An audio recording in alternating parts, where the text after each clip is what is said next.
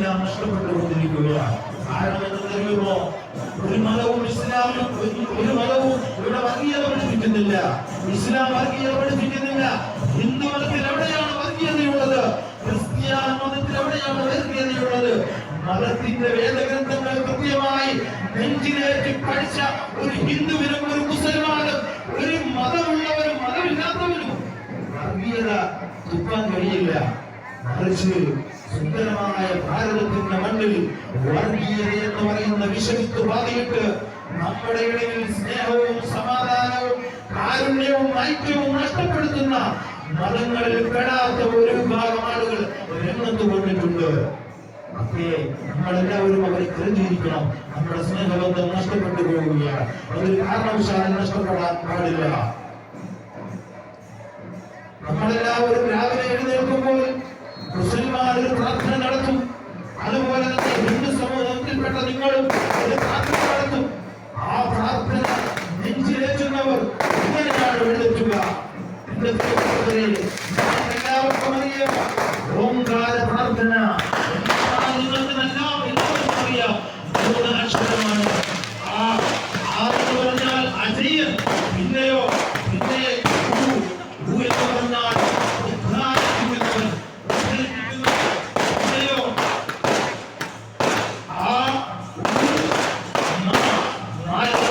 മരിപ്പിക്കുന്നവൻ. എല്ലാവരും പ്രാർത്ഥന നടത്താറില്ലേ? ഓം അസതോമാം സദ്ഗമയ തമസോമാം ജ്യോതിർഗമയ മൃത്യോമാം അമൃതംഗമയ.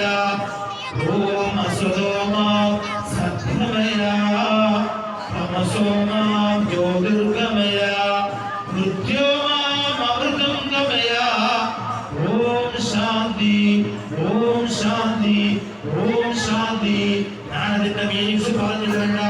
നിങ്ങൾക്കെല്ലാവർക്കും അറിയാം എന്താണ് അജ്ഞതയുടെ അന്ധകാരത്തിൽ നിന്നും അതേ അറിവിന്റെ അജ്ഞതയുടെ അന്ധകാരത്തിൽ നിന്നും അറിവിന്റെ വെളിച്ചത്തിലേക്ക്, അല്ലേ? അജ്ഞതയിൽ നിന്നും സത്യത്തിലേക്കും അസത്യത്തിൽ നിന്നും സത്യത്തിലേക്കും അജ്ഞതയിൽ നിന്നും വിജ്ഞാനത്തിലേക്കും എന്ന് തുടങ്ങുന്ന സുന്ദരമായ അർത്ഥമുള്ള സുന്ദരമായ വരി. അങ്ങനെയുള്ള ഈശ്വരനോട്, അങ്ങനെയുള്ള സൃഷ്ടിസ്ഥിതി സംഹാരകർത്താവായ അല്ലാഹുവിനോട് നമ്മൾ സുന്ദരമായ പ്രാർത്ഥന നടത്തിയിട്ടല്ലേ രാവിലെ വീട്ടിൽ നിന്നിറങ്ങുന്നത്? അങ്ങനെ ഹൃദയം മനസ്സിൽ കെട്ടുന്ന പ്രാർത്ഥന നടത്തുന്ന ഒരു ഹിന്ദുവിനും പള്ളിയിൽ നിന്ന് വിജയത്തിലേക്ക് വരൂ, നിസ്കാരത്തിലേക്ക് വരൂ, ആരാധനയിലേക്ക് വരൂ എന്ന് പള്ളിയിൽ നിന്ന് വിളിച്ചു പറയുമ്പോ പ്രാർത്ഥനയ്ക്ക് വേണ്ടി പള്ളിയിലേക്ക് പോകുന്ന ഒരു മുസൽമാന്റെയും ഹൃദയത്തിൽ എങ്ങനെയാണ് വർഗീയത ഉണ്ടാവുക?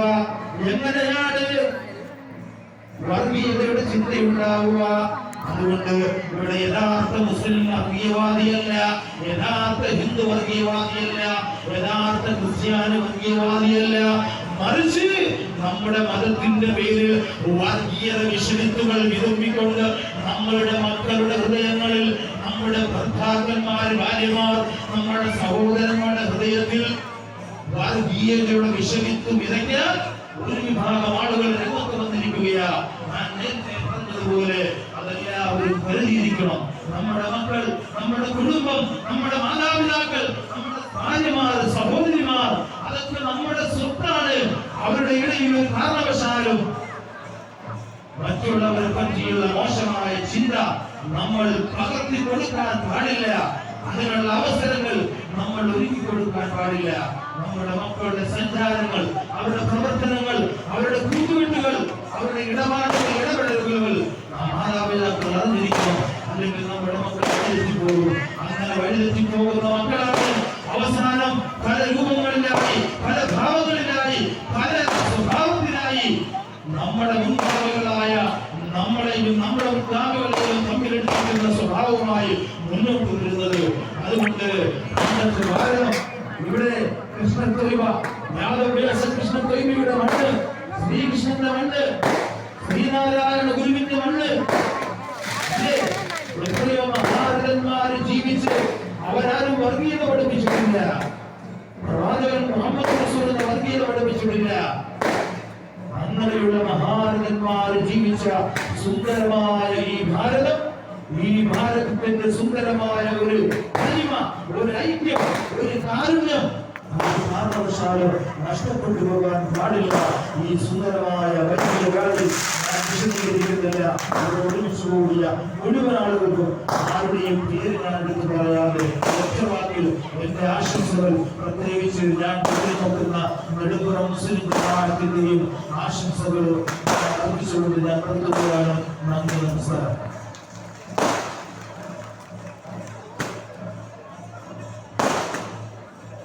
ഈ യോഗത്തിൽ പങ്കെടുത്ത എല്ലാ മഹത് വ്യക്തികളും അതുപോലെ